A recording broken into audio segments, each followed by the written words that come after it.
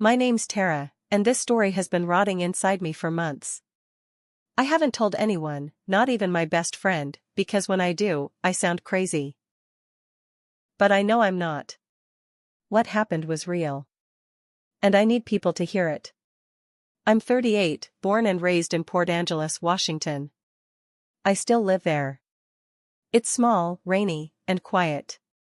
Not everyone's cup of tea, but I like it. My dad raised me after my mom died when I was 9.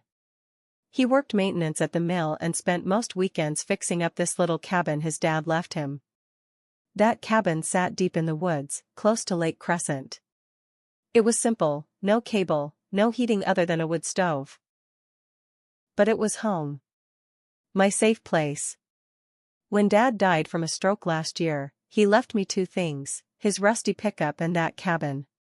Now, I wasn't expecting a fortune or anything. I just wanted to keep it.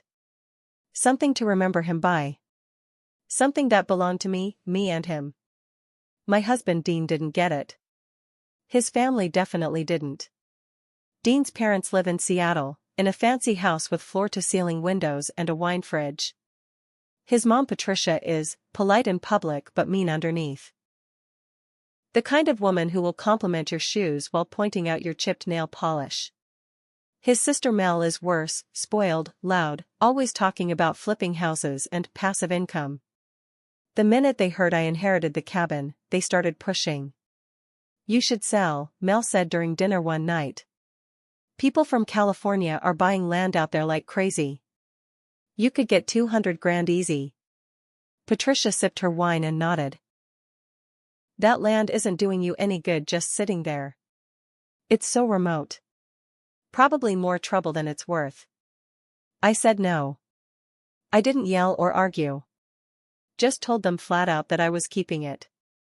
Dean didn't say much then, but later that night he brought it up again. "We could use that money, Tara. This house needs repairs. We're still paying off my car. It's not like we're rolling in cash." I told him I wasn't selling. "It's just an old shack," he said. "It doesn't even have plumbing." "It's mine," I said. And that was it. Or so I thought. Over the next couple of weeks, the comments kept coming. Sometimes from Dean, sometimes from Patricia or Mel.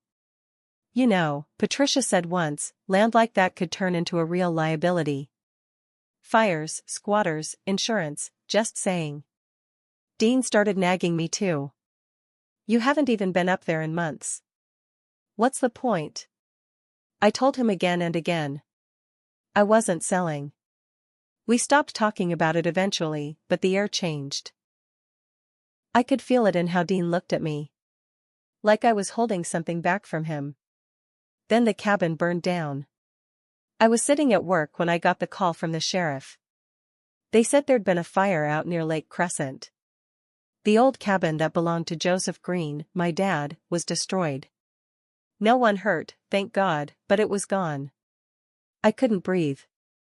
I drove straight out there after work. Alone. Dean offered to come, but I didn't want him there. What I saw broke me. Black ash, twisted beams, some parts of the roof caved in like a kicked-in skull. The chimney was still standing like a tombstone. I stood there for hours. I didn't even cry. I felt hollow. Sheriff said it looked accidental. Could have been faulty wiring, he said. Maybe lightning. But there hadn't been a storm. No rain. No wind. Nothing. And my dad had rewired that cabin just 2 years before he passed. I helped him. It was solid. I filed a police report. They didn't seem too interested. 2 days later, we had dinner at Dean's parents' place. Everyone was acting normal, but I wasn't. Patricia poured wine and said with this smug little grin, "Heard about the fire. That's really too bad. But you know, accidents happen when things go unused." And she smiled.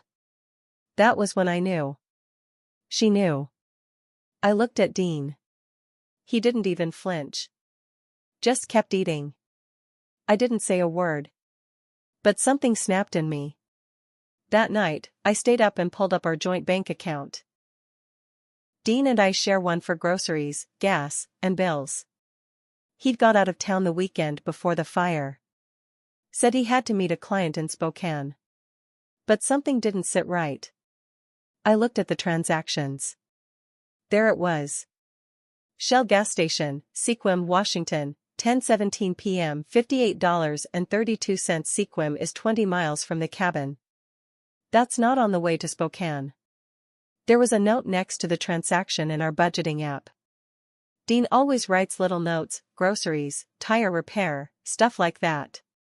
This one just said, "Take care of it." I stared at that screen for an hour. The next day, I drove to the gas station. Asked about security footage.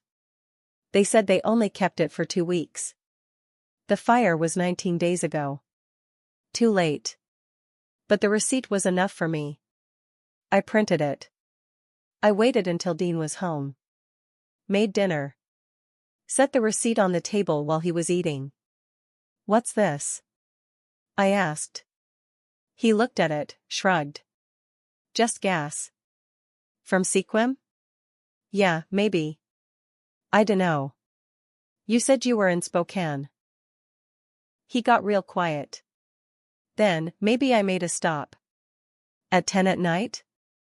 "I don't remember." "Take care of it, Dean?" He stared at me. Then he got defensive. "Why are you going through our statements?" "Jesus, Tara. That's messed up. You burned it down." His face didn't change. Not guilt. Not shock. Just a blank stare. I got up and walked away. He didn't follow me. 3 days later, Mel dropped by. Uninvited. Had a bottle of wine in her hand and a fake smile on her face. "I just wanted to say sorry about the fire," she said. "But hey, at least you still own the land, right? That's still worth something." Then she said it, "If you're not gonna use it, maybe someone else should." That's when I knew for sure. This wasn't just about the cabin. It was about money. Land. Property. Something they thought I didn't deserve. That night, I made a call to my cousin Aaron. He lives in Idaho. Retired fire marshal. Knows his stuff. I told him everything. He drove out 5 days later with his gear and camera. We went to the ruins of the cabin together. He said it didn't look like an accidental fire. The burn patterns were too even. Clean. Like an accelerant was used. Probably gasoline.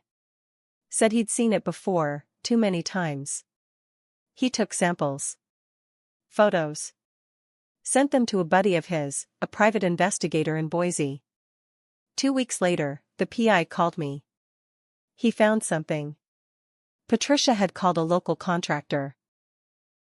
Left a voicemail asking for a quote on clearing fire debris off a wooded lot. 4 days before the fire. She knew. They all knew. I stopped answering Dean's calls. He started getting nervous. Left voicemails. Apologies. Said I was being paranoid. Said I was imagining things. I wasn't. The pieces were all coming together. They wanted me to sell. I wouldn't. So they made the problem disappear. But they didn't expect me to fight back. They didn't expect me to find out the truth. They sure as hell didn't expect what I did next. I didn't confront Dean right away. I wanted to. God, I wanted to scream in his face, throw the evidence at him, and watch him squirm. But something inside me said wait. So I did. Instead, I started planning. I moved in with a friend across town. I told Dean I needed space. That I was grieving. He didn't fight it. Maybe he thought I was falling apart. He had no clue what I was really doing. Aaron helped me go through the samples and forwarded everything to a fire investigator he used to work with. The guy was semi-retired but agreed to take a look. He confirmed what we suspected: accelerant was used, and the burn was intentional. Not electrical. Not lightning. This wasn't just a fire. It was arson. Still, the sheriff didn't want to move forward. Said there wasn't enough to prove it. Not yet. So I decided to find more. I hired the private investigator full-time. His name's Kyle. Ex-cop. Rough around the edges, but good at what he does. I told him to dig into Dean and his family. Anything suspicious, no matter how small. What Kyle found changed everything.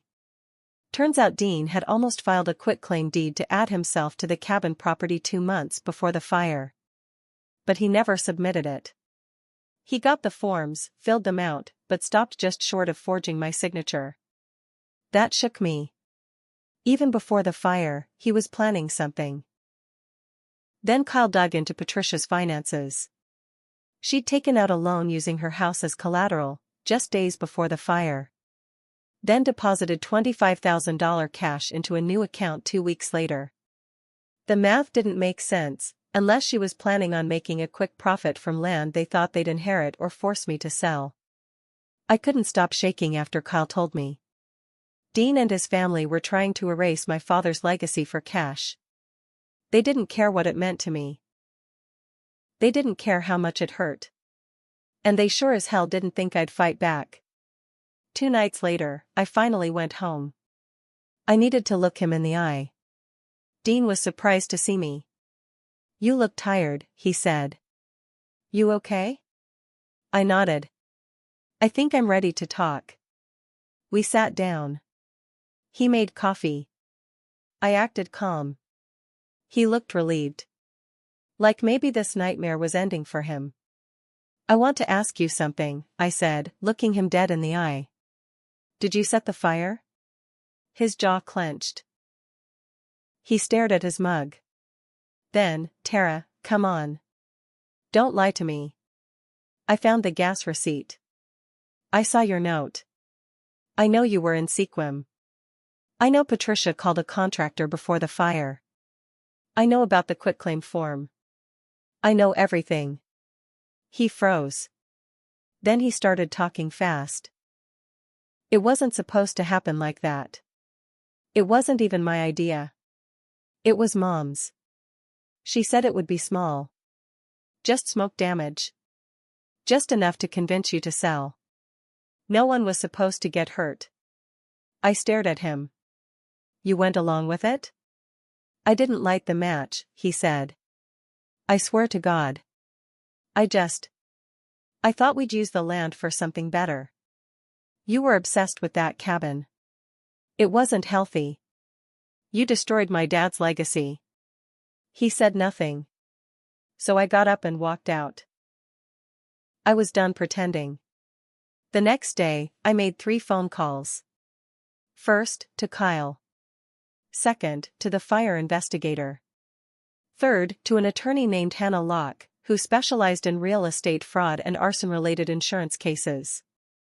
I handed over everything. The receipt.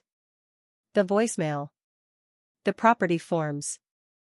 The financial records. I gave them copies of all of it.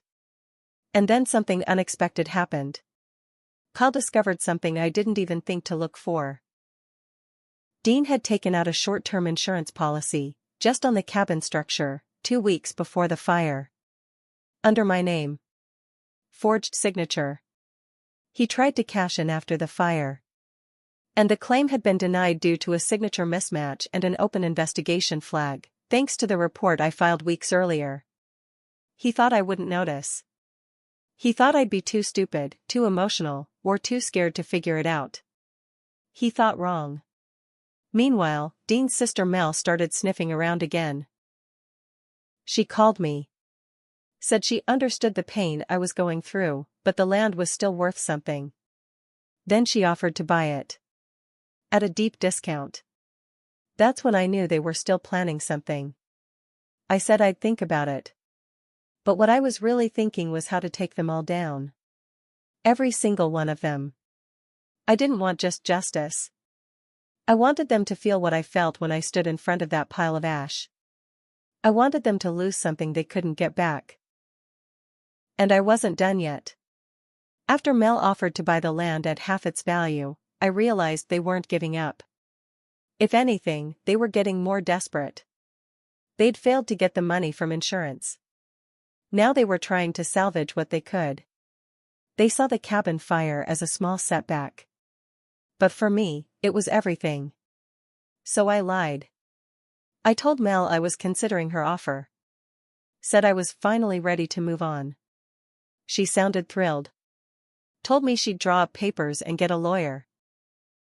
I told her I needed a few days to think and wanted to walk the property one last time. What she didn't know was that Kyle and I had just installed 3 hidden wildlife cams along the perimeter, motion-triggered, with night vision.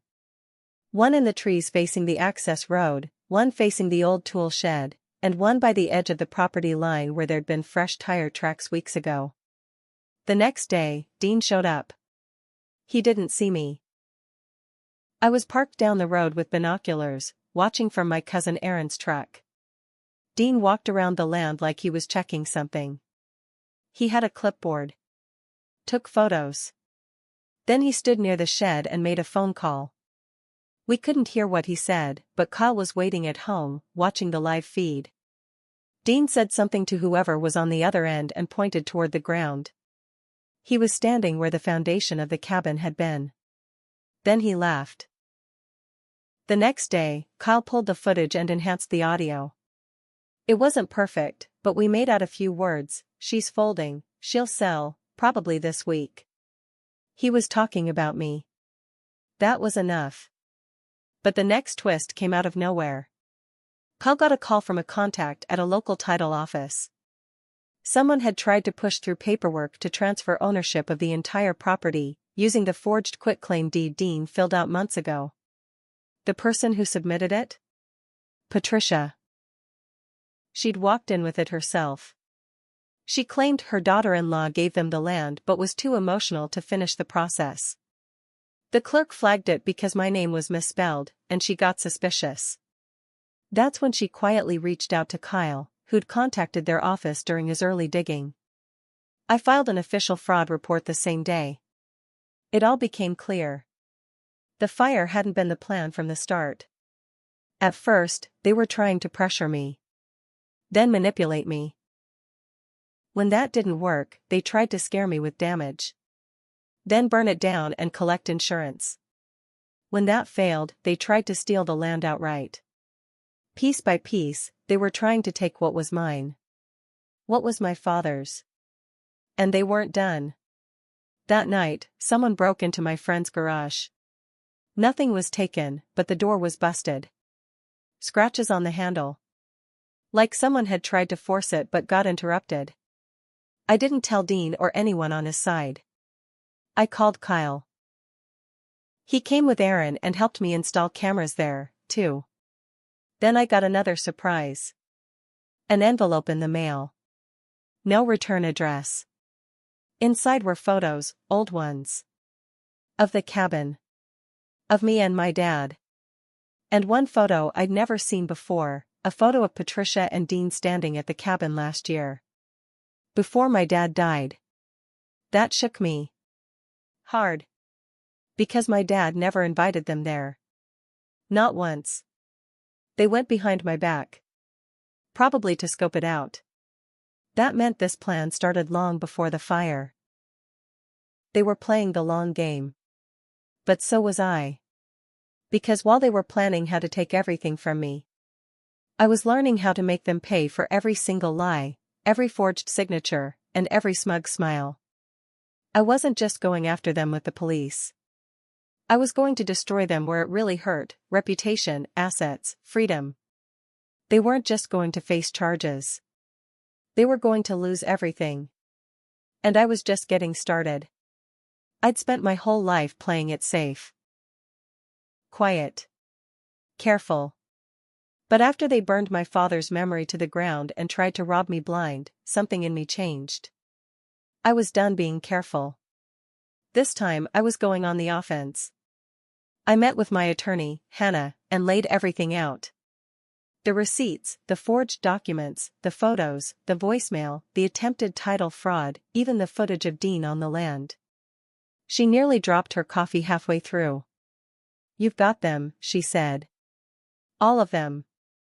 We filed civil lawsuits for real estate fraud, attempted title theft, insurance fraud, Dean's fake policy, destruction of property, arson conspiracy, forgery, the signature on the quitclaim, trespassing and harassment, and because Patricia tried to transfer land she didn't own and filed a false document, the DA opened a criminal investigation." Dean was served at his office. Patricia was served during her afternoon book club. Mel? She got her papers at the yoga studio, mid-downward dog. The shock on their faces? I wish I could have seen it. But I didn't need to. Kyle's contact at the courthouse sent me screen grabs from security footage. Patricia's jaw dropped. Mel looked like someone stole her Range Rover. Dean called me that night. "What the hell is this, Tara? You sued my mother?" "No, Dean. I sued 3 people who conspired to destroy my property and tried to commit fraud. You just happened to be one of them." He exploded. Called me a vindictive little. I hung up. Later that week, the fire marshal's investigator, Aaron's old colleague, issued an official report. Ruled it deliberate arson, likely caused by gasoline or accelerants, with no sign of faulty wiring. That same day, Patricia's voicemail was admitted into evidence. The one where she asked the contractor for a quote on the lot days before the fire happened. The cherry on top? Kyle's last discovery. Dean wasn't just in Sequim the night he bought the gas. He was on my land. A trail cam from a neighboring property caught a fuzzy image of his SUV turning down the access road around midnight. Timestamped. Clear enough to make out the plate. It matched up to the time of the gas purchase. That was all the sheriff's office needed to open the case for real. Patricia was arrested first. Fraud, conspiracy to commit arson, attempted theft. She tried to cry her way through it, but no one bought it. Dean followed. Same charges, plus insurance fraud. Mel wasn't arrested. But the DA labeled her an unindicted co-conspirator and subpoenaed her records. She lawyered up fast. The trials dragged on for a year. Dean took a plea deal. 3 years probation, restitution, and he lost his job. His company didn't want their name attached to a man who tried to burn his wife's family land. Patricia? She fought it. And lost. Convicted. 18 months in a women's correctional facility. No more book clubs. No more wine nights. Her name was mud in her neighborhood. Everyone knew what she did. Mel? She vanished. Moved out of state. Rumor was she filed for bankruptcy after legal fees drained her accounts. As for me? I didn't walk away clean. The whole mess turned me cold. Bitter. I lost people I thought I could trust. For a long time I couldn't sleep without checking the locks 3 times. Couldn't go near the woods without picturing flames.